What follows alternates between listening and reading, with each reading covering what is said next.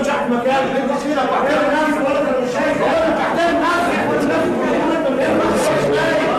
أيها السادة، سيداتي، آنساتي، سادتي، أهلا بكم معنا الليلة، ونرجو الهدوء ومراعاة النظام واحترام تقاليد المسرح حتى نتمكن من تقديم العرض على وجه أكمل، وشكرا.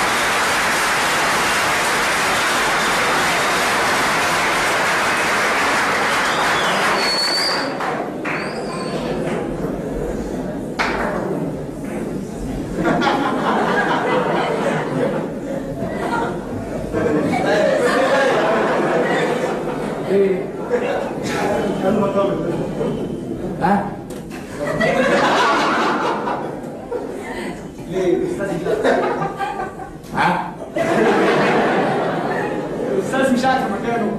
لا مكانه فين؟ مكانه فين؟ جاب الكرسي منين؟ جاب الكرسي منين؟ سحبه من القهوه اللي جنبينا.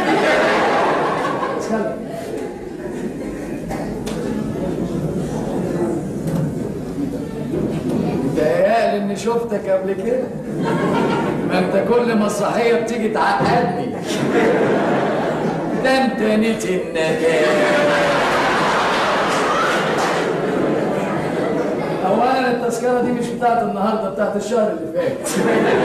ثانيا مش بتاعت مسرح الليسيه، دي بتاعت سيما كوزما. ثالثا مكتوب على ظهر التذكره مقعد وطبق كشري. تسمح حضرتك تقوم؟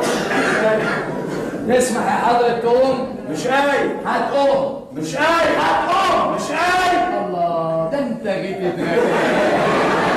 ده احنا ليلتنا كل من اولها.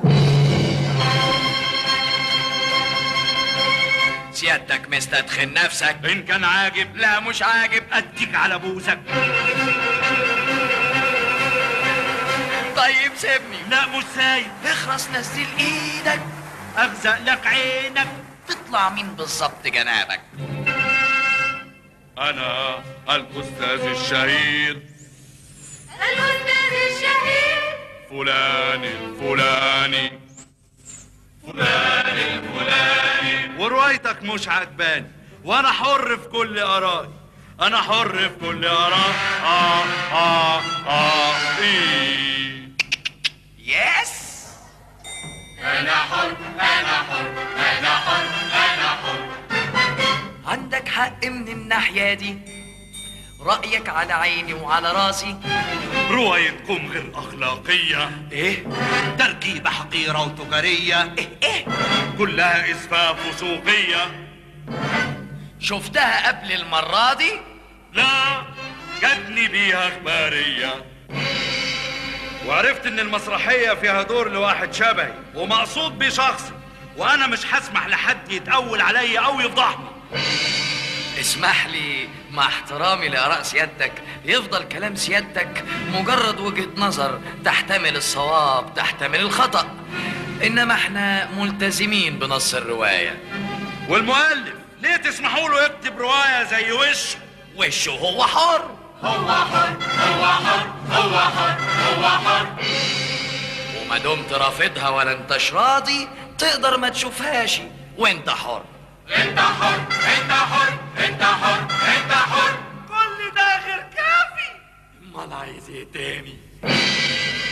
أنا لازم حتما أصدر أمرا من اللحظة دي، يلغى العرض نهائي. مش بمزاجك. لا بمزاجي. مش بمزاجك. لا بمزاجي. مش بمزاجك. لا بمزاجي. انت اناني من حق جميع الناس يشوفوا ويسمعوا ويقولوا يحكموا، وده اللي عندنا أحرار في فننا. أحرار كلنا لأننا بحقنا، زي الطيور نتنفس الحياة ونحلق بالفضاء. أنا حر، هو حر، أنت حر، أحرار كلنا، أحرار في حبنا، أحرار في حلمنا، أحرار في نطقنا وفي صمتنا وفي رفضنا، أحرار في الغنى.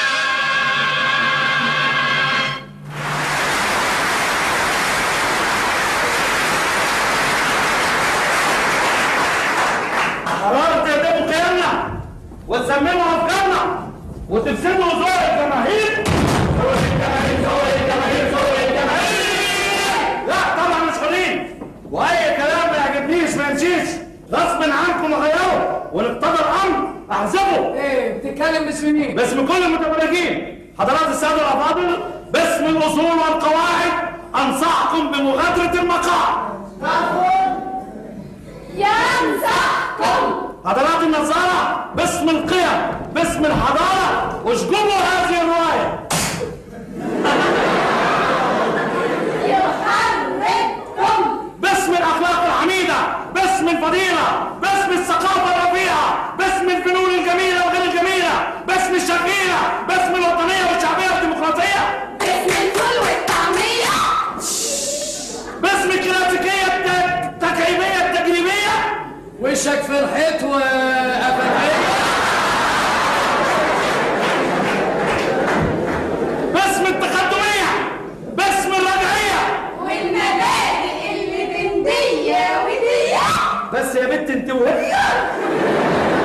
واخيرا باسم الحرية، باسم الحرية تشاهدوا المسرحية. يمنعكم يوجد تكميلة. بس يا بنت بس يا لأنكم ولا مؤاخذة يعني بدي الكلمة لا مؤاخذة يعني سوزة. طب ليه؟ ليه؟ لأنه سهل خداعكم والتأثير عليكم. أي نعم